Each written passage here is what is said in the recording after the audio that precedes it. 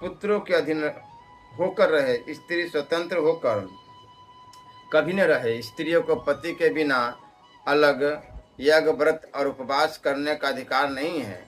स्त्री तो केवल पति की सेवा से ही स्वर्ग में आदर पाती है। जहाँ थोड़े से भी संग दोष की संभावना जान पड़े, ऐसे प्रसंगों से भी स्त्रियों की विशेष यत्नपूर्वक रक्षा करनी चाहिए, क्योंकि अनर्चित स्त्रियां पिता और पति दोनों के कुलों को संतापित करती है। सुना गया है आजकल बम्बई, कलकत्ता, लाहौर, लखनऊ आदि बड़े बड़े नगरों में कीर्तन भजन के नाम पर बड़ा पाप फैलाया जा रहा है। कलकत्ते में तो कुछ स्त्रियां गंगा स्नान के अथवा देव दर्शन के बहाने टोलियां बनाकर कुछ निर्दिष्ट स्थानों पर एकत्र होती है, नाचती गाती है और कीर्तन करती। आगे चलकर उनके आचरणों में इतनी अश्लीलता आ जाती है जिसका स्पष्ट शब्दों में उल्लेख नहीं किया जा सकता।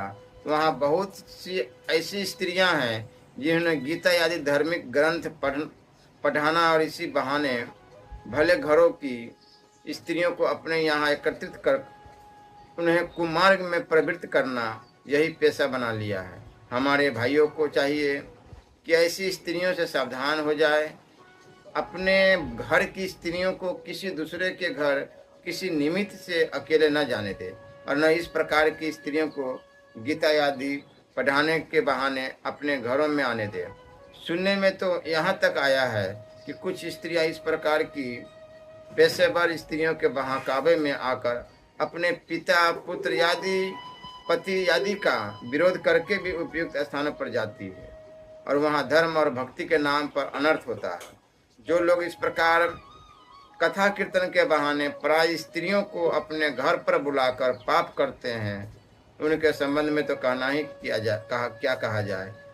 वे मूढ़ तो अपने ही हाथों अपने लिए नरक का द्वार खोलते हैं। उन्हें यह सोचना चाहिए कि बड़े बड़े ऋषि मुनि भी स्त्रियों के संग में रहकर अपने को नहीं बचा सके, फिर हम मनुष्य कीटों की तो बात ही क्या है जो काम के किंकर बने हुए हैं। स्त्रियों के संग की तो बात ही क्या। शास्त्रों ने तो स्त्रियों का संग करने वालों के संग को भी अत्यंत त्याज्य बतलाया है। उसी भागवत में अत्यंत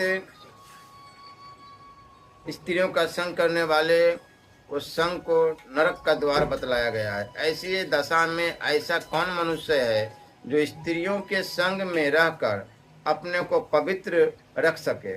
ऊपर कहे हुए लोग तो वास्तव में बड़े दयनीय हैं। वे तो धर्म के